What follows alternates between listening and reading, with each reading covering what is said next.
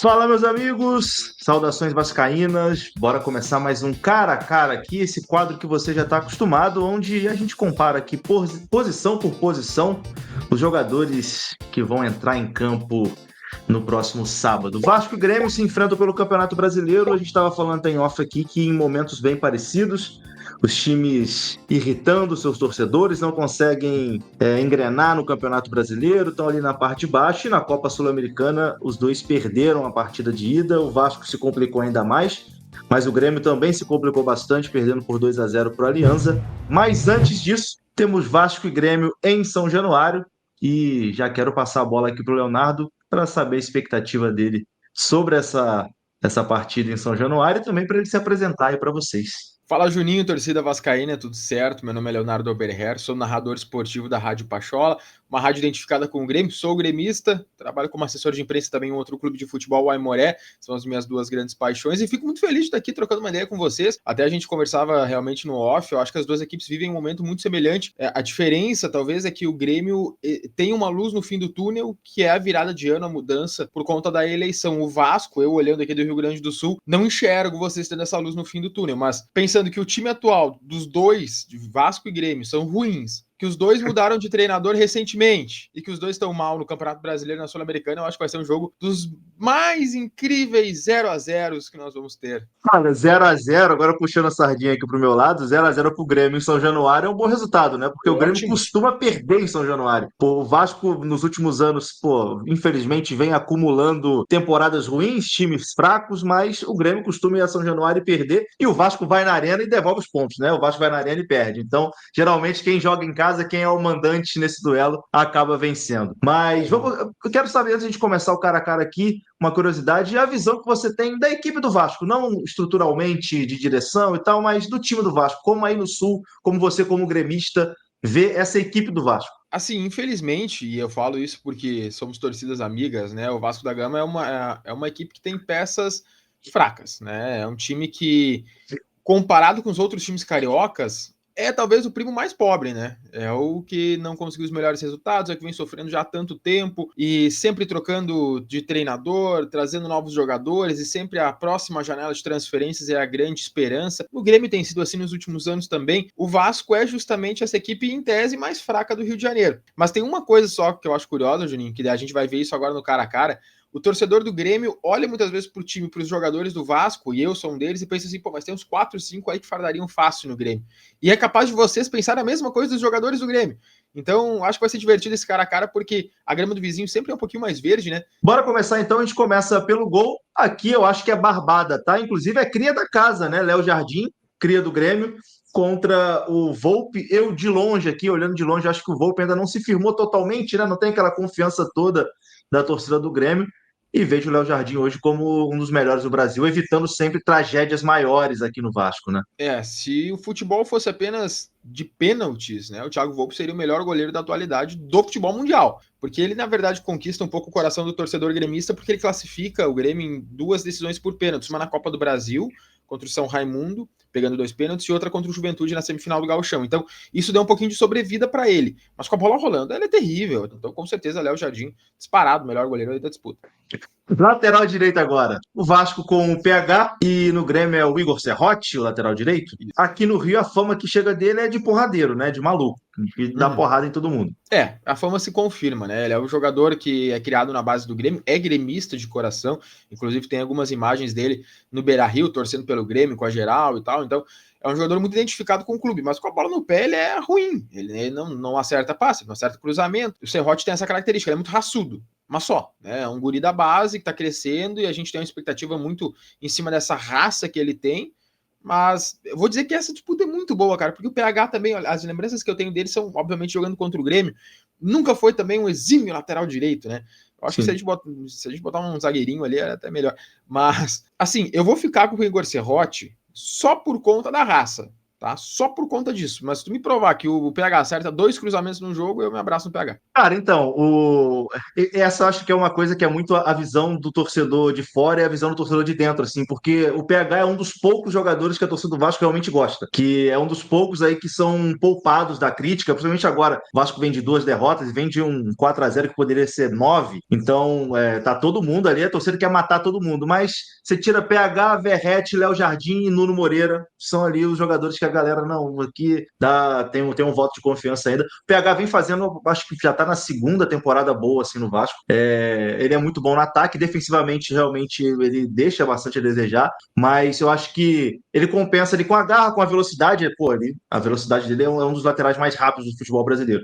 É aquele típico lateral também que às vezes não dá para correr e pensar ao mesmo tempo, então ele às vezes só corre e não pensa. Mas é um dos poucos que eu vou puxar a sardinha para cá, senão a audiência vai ficar bolada comigo. Fala, porra, o Igor deixou o PH perder pro Serrote, aí tá de sacanagem, Juninho. Então, eu acho justo a gente ir com o PH, já que você não tem tanto apreço também, assim, pela qualidade técnica do Serrote. Eu te pedi, tu me provou. O PH é melhor, então, que o Serrote. Agora a coisa vai começar a ficar feia aqui, tá? Porque qualquer coisa que você me falar, tu vai me convencer.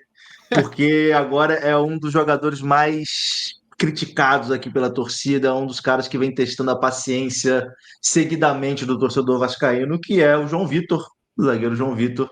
E aqui a gente vai colocar ele para disputar com o Gemerson. Eu já voto no Gemerson, tá? Tu nem precisa falar nada, mas eu já voto no Gemerson. Eu acho que a gente vai acabar optando pelos 2 zagueiros do lado esquerdo, então, porque o Gemerson aqui no Grêmio ele é muito criticado desde que ele chegou, tem falhas clamorosas. Inclusive, vou dizer, tá, se o Vasco fizer gol, vocês podem olhar, é nas costas do Gemerson. E no Grêmio ninguém quer ele também, então daqui a pouco a gente vai se abraçar aqui, que é melhor não ter zagueiro, expulsa os dois, jogamos com 10 cada lado, que eu acho que é mais fácil de jogar bem. Então talvez seja uma boa saída aqui, como ninguém quer o Gemerson, ninguém quer o JV também, a gente fecha essa zaga com Lucas Freitas e Wagner Leonardo. Então vai um de cada aí e vambora. Perfeito. Que aí não bota o Freitas para disputar com o Leonardo e tira aí as duas em aca, que, meu Deus do céu, tá bravo. O JV tá bravo, meu Deus. E tem um detalhe: o João Vitor é o zagueiro mais caro da história do Vasco, que faz tudo ficar mais tenebroso. O Vasco pagou uma fortuna nele quando ele estava no Benfica, e aqui tem acumulado atuações não só ruins, assim, atuações patéticas, assim. Não sei como, ele é jovem? Se você acompanhar. Pô, ele deve ser uns 24, por aí. Esse é um problema, né? Quando o jogador vai muito cedo, muitas vezes para a Europa e volta para o Brasil, a gente cria uma expectativa porque ele passou pela Europa, né? O Gemerson foi semifinalista de Champions League. Chega aqui, o cara não acerta um passe. Não tem como. Complicado. Na esquerda, a gente tem um aqui que vem de uma atuação péssima no Vasco, que é o Lucas Piton. Lucas Piton e Marlon. Me diga um pouco sobre Marlon. Gosta, desgosta, acha uma boa opção? É o melhor lateral esquerdo que nós temos agora. Né? Se o gremista compara ele com o Reinaldo, e eu sou um grande fã do Reinaldo, que era nosso lateral esquerdo, tá no Mirassol agora, eu ficaria muito mais com o Reinaldo. Bate pênalti, bate falta, apoia muito bem. Mas o Marlon é um lateral mais completo, talvez, do que o Reinaldo. Ele tem uma boa marcação, ele ajuda no ataque também, não é tão primoroso quanto o Reinaldo, mas ele é voluntarioso nesse sentido. O Marlon é o tipo de jogador forte, é o tipo de jogador que tem identificação com a torcida do Grêmio também. O Grêmio gostou dele, o torcedor do Grêmio gostou, porque nos últimos anos os laterais esquerdos do Grêmio sempre foram ruins, o torcedor sempre pegou no pé. E ele tem suprido a carência. Eu gosto do Piton, tá? Então, se hoje tu me dissesse, olha só, prefere que teu titular seja o Piton ou o Marlon, eu prefiro o Piton. Só que o Marlon tem feito ali a lateral esquerda, nota 6,5, 7, passa tranquilo ali na prova. Cara, então eu vou votar no Marlon, porque como ele tem feito pelo menos o 6,5, já tá fazendo muito mais do que o Piton. Eu também gosto do Piton, cara. Eu acho que ele ele cruza muito bem. Durante grande parte da jornada dele no Vasco, a única jogada que o Vasco tinha era Piton cruzando pro Verrete fazer de cabeça. Isso já deu muitos pontos pro Vasco em 2023, 2024. Mas o momento do Piton é horrível, assim. Eu acho que desde que ele chegou, com toda certeza, é o pior momento. O Vasco toma muitos gols nas costas do Piton, mas sim, muitos mesmo. Vamos de Marlon para fechar essa defesa. E agora a gente começa o meio-campo aqui, que tá difícil também o meio-campo do Vasco. Vamos começar com Hugo Moura e Dodi. Essa é a disputa? Eu acho que Primeiro volante ali é o Dodi, Primeiro volante é o Dodi, isso. Assim, o Dodi talvez, por incrível que pareça, seja o melhor jogador do meio-campo do Grêmio, tá? É um volante voluntarioso também, é bom marcador, ele preenche o meio-campo. Eu acho que é a grande característica dele, tá? Então, eu vou ficar com o Dodi nessa aí. Nessa aí eu vou ficar com o Dodi. Eu não vou defender o Hugo Moura, não, que também tá numa fase horrível. Tietê e Vila Sante. Tietê. Tietê? Tietê. 2 motivos. Primeiro, Tchê, porra, estamos, né? Tchê, bom Gaúcho, jogador. Tchê. Um dos Não, poucos que Tchê, se salva também. Tchê, 2 Tchê. 2 Tchê. O cara é 2 Tchê.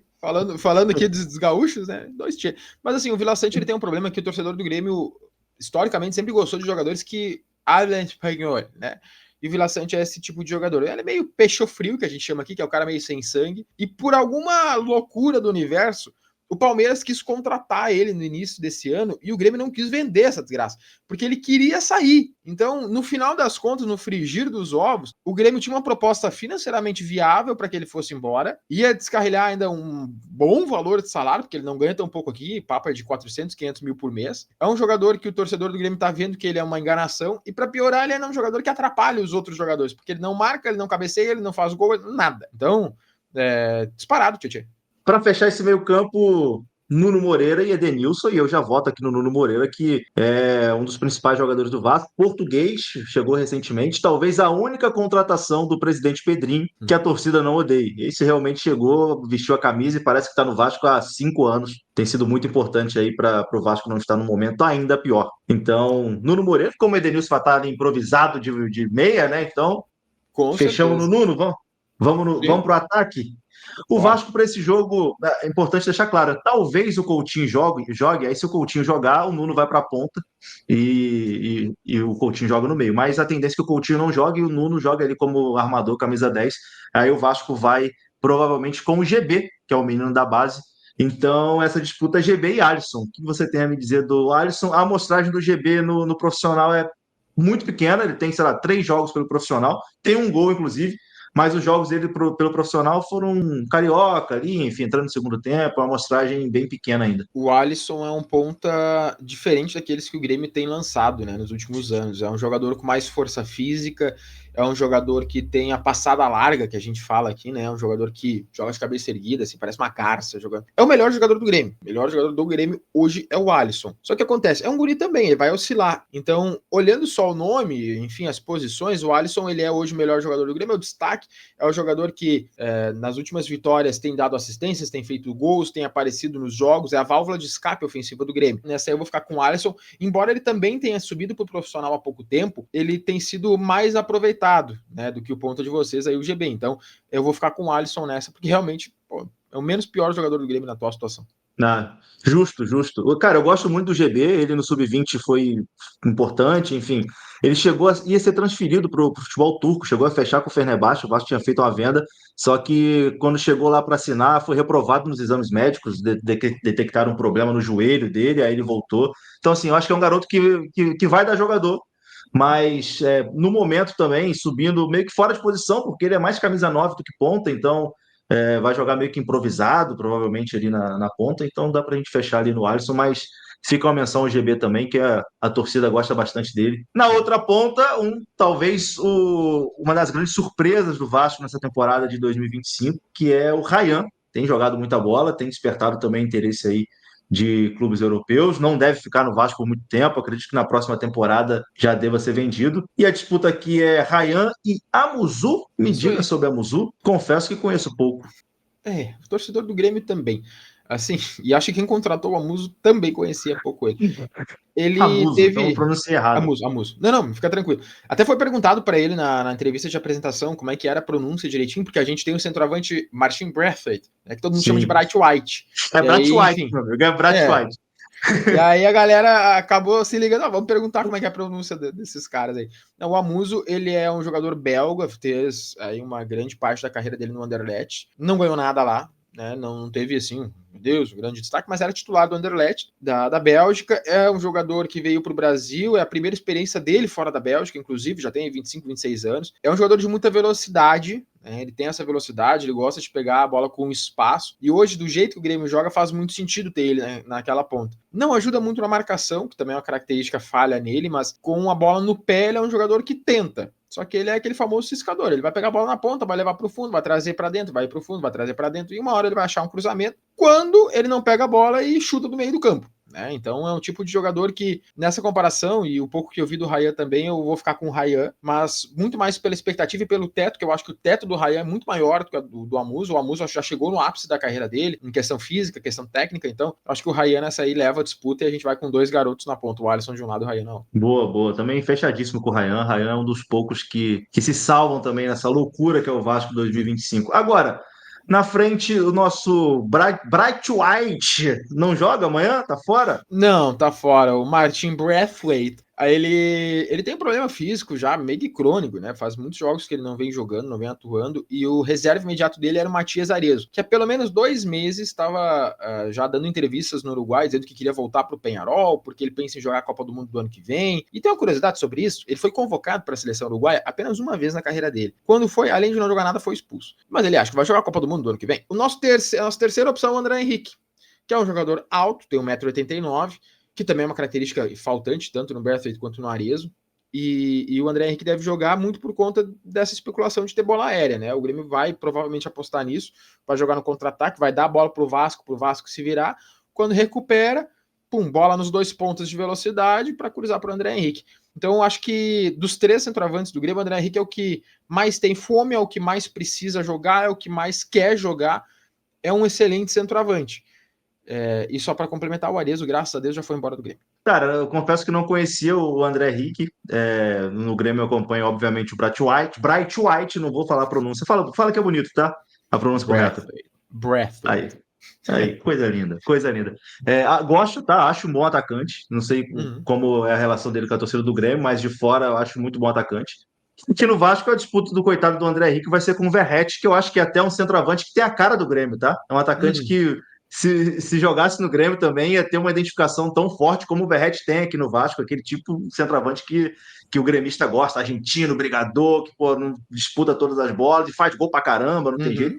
O Verratti é aquilo, né, cara? É o cara de finalização, você não espera nada dele fora da área, o Verratti odeia a bola. Você der a bola para ele para fazer qualquer coisa fora da área, ele não consegue fazer nada, é completamente nulo. Mas eu ainda considero ele um dos melhores finalizadores aqui do futebol brasileiro e encaixaria bem em qualquer equipe aqui do futebol. Porra, se no Vasco, com esse time aí, ele já faz gol pra caramba, se ele tivesse melhores pessoas ali para municiá-lo, seria artilheiro do Brasil seguidamente. Assino contigo. E só uma coisa, quando o Luis Soares vai embora do Grêmio, o que eu fiz de campanha para que o Grêmio comprasse o Verratti não tá no mapa. Para mim era o substituto ideal para o Luis Soares. Primeiro porque realmente é fazedor de gols, tem essa característica, pode ser identificável com o Grêmio, né? O centroavante brigador argentino. Tu brinca, né, que ele não gosta da bola, pode ver, a bola vai nele, ele um toque, ele já se livra e bota pro gol, né? Enfim, ele tem essa característica, ele tem essa qualidade. Disparado, o Verratti é um dos melhores centroavantes hoje que tem no Brasil, né? Centroavante de origem, que até é difícil de se encontrar hoje em dia. Então a gente finaliza aqui a nossa seleção, meu amigo. Será que esse time aqui ficaria em que posição nessa tabela do campeonato? Léo Jardim, Paulo Henrique na lateral direita, a zaga com Wagner Leonardo e Lucas Freitas. Na esquerda, quem que ficou? Me perdi aqui. Passou direto, não anotei. Marlon na esquerda, isso. O meio com Dodi, Tietê e Nuno Moreira. Na frente, Alisson, Ryan e Verratti. Confesso que não me encheu muito os olhos essa escalação, não, hein? A expectativa é vender os 2 pontas, fazer dinheiro pro ano que vem, né? É o puro suco de Grêmio Vasco, né? Sempre esperando a próxima janela. Espetacular. Eu acho que ficaria entre os 10 primeiros. Acho que ficaria. Tu acha que pega top 10? Pega, top 10, pega. Bom, o presidente do Vasco deu uma declaração falando que o elenco do Vasco é top 8, né? Não sei se aí no Sul vocês chegaram a ver essa declaração do Pedrinho, que o Vasco tem um elenco top 8. Então, se a gente tem um elenco top 8 e pega ali os melhorzinhos do Grêmio, top 6, então, meu amigo. Aqui é brigar aí para uma vaga direta na fase de grupos da Libertadores. Se bem que top 8 hoje em dia também já pode buscar a vaga na Liberta, mas de forma pré, né? Assim, só uma pergunta, qual treinador? Eu vou do Diniz, tá? Eu sou fã do Diniz. Então vamos no Diniz. Eu também gosto do Diniz, mas ainda tá num momento preocupante, assim. Não, o Diniz é um treinador que eu gostaria que tivesse substituído o Renato em 2021, que é o ano que o Grêmio cai, inclusive. Era o time com características do dinizismo, né? Gostava de ter a posse da bola, gostava de trocar passe. A primeira passagem dele no Vasco é uma barca que não dá nem para botar como barca, sei lá, uma canoa furada, que é 2021. É uma jangada sem o remo, você vai ter que remar com a mão ali na jangada para se virar, que foi 2021, o Vasco na Série B, foi o ano que o Vasco não sobe, né? E Uhum. ele pega o Vasco ali no momento que, pô, faltando, sei lá, 12 partidas, o Vasco teria que ganhar 9 para subir, uma loucura assim. E aí ele Sim. até começa ali nas 5 primeiras partidas, o Vasco ganha 3, empata 2, e as duas que empatam foi levando gol nos acréscimos, então seria 5 vitórias seguidas ali. Mas aí depois, na primeira derrota, já bateu aquele desânimo, pô, não vai dar pra gente chegar, e aí a coisa foi ladeira abaixo. E aí ele nem termina os 10 jogos, ele sai um pouco antes. Mas para encerrar o vídeo, fala um pouco sobre o Aimoré. Conta pra gente como tá jogando o quê, tá bem, tá mal, como estamos? Graças a Deus tá bem. Nós somos os líderes da divisão de acesso, que é a segunda divisão aqui do Campeonato Gaúcho. É uma equipe tradicional, tem 89 anos. Sim. Foi a equipe que revelou Mengalvio, por exemplo, para ter uma comparação. É a equipe que revelou o Filipão enquanto jogador. Mengalvio, que é um apelido do Flamengo aqui, tá? A gente fica, Mengalvio ali, o Mengalvio. É. Não, o Mengalvio jogou no Santos de Pelé, foi revelado pelo Aimoré. É uma equipe tradicional que, obviamente, tem altos e baixos, né? Teve ali o seu auge nos anos de 2020 até 2022, quando jogou Série D do Campeonato Brasileiro, viajou o Brasil, teve as primeiras vitórias fora do território gaúcho. Inclusive, eu era assessor de imprensa naquela época, saíram comigo e agora eu voltei para esse ano na divisão de acesso. É o líder, tem 27 pontos, está classificado já para a próxima fase. Ainda tem mais 3 rodadas, né, na divisão de acesso na fase de grupos. Depois é mata-mata, óbvio, é outro campeonato, mas a gente tem uma expectativa, o investimento foi alto para que o time possa voltar no ano que vem, quando completa 90 anos, possa estar na primeira divisão do Campeonato Gaúcho. Deus quiser, vai estar. Boa. Boa. Estamos na torcida pelo Aimoré. Tenho certeza que o chat aqui também, ao assistir esse vídeo, estará mandando boas energias aí pro Amém. Aimoré nessa reta final da divisão de acesso do Gaúcho. Leonardo, obrigado, tá, cara? Obrigado pela participação, pelo seu tempo. Fique à vontade também para divulgar aí suas redes sociais, seus trabalhos, para a galera acompanhar também. Valeu, Juninho. Obrigado pelo convite mais uma vez. Agradecer também a torcida vascaína que sempre quando vem aqui para a Arena também, sempre vem super bem. Quando a gente vai para São Januário, sempre nos recebe muito bem também. Então, pô, é uma satisfação estar aí falando com vocês. Para quem quiser me seguir no Instagram, tá aqui embaixo, aqui, ó, @Leonardo_Ober. Eu não faço Uber, tá? Esse aqui é a abreviação do meu sobrenome. Sobrenome Oberher é muito mais difícil de se procurar. Então vai só no Uber mesmo, que é o meu apelido. Vocês podem me procurar lá no Instagram. Faltam 150 pessoas me seguirem para eu chegar em 10 mil. Então, se eu conseguir com mais 150 vascaínos, eu vou ficar muito feliz. De vez em quando eu falo de futebol lá, falo do meu dia a dia também, produzo um pouco de conteúdo sobre muita coisa. Jogo futebol americano, parênteses total, porque eu sei que o Vasco aí também tem uma equipe, ou tinha uma equipe de futebol americano. Jogo também futebol americano, então vocês vão ver muita coisa disso também lá no meu perfil no Instagram. E quem quiser também nos acompanhar, Rádio Pachola aqui no YouTube, no Instagram. Quem quiser lá no Aimoré, que também é muito legal seguir o Aimoré, que a gente tá fazendo um trabalho bem bacana. Aimoré Oficial no Instagram. Tudo isso aí no Instagram. Me siga, só não me siga na rua, por favor. É isso, então, ó, todo mundo está convocado para ir lá no @Leonardo_Ober para bater esses 10K, né? 150, só 150 dá para chegar. Bora lá, bora botar uns vascaínos lá. Enfim, tamo junto. Obrigado mais uma vez. Obrigado também pela audiência de todo mundo. Deixa o like também aqui que é importante. Se inscreva aqui no canal. Boa sorte para Vasco e Grêmio aí na sequência da competição. O Pix, boa, bem lembrado. Quem quiser contribuir aqui também com o nosso trabalho, ó, pixexpresso1923@gmail.com. Fique à vontade. Tamo junto e até a próxima. Valeu, valeu, Léo. Tamo junto, valeu.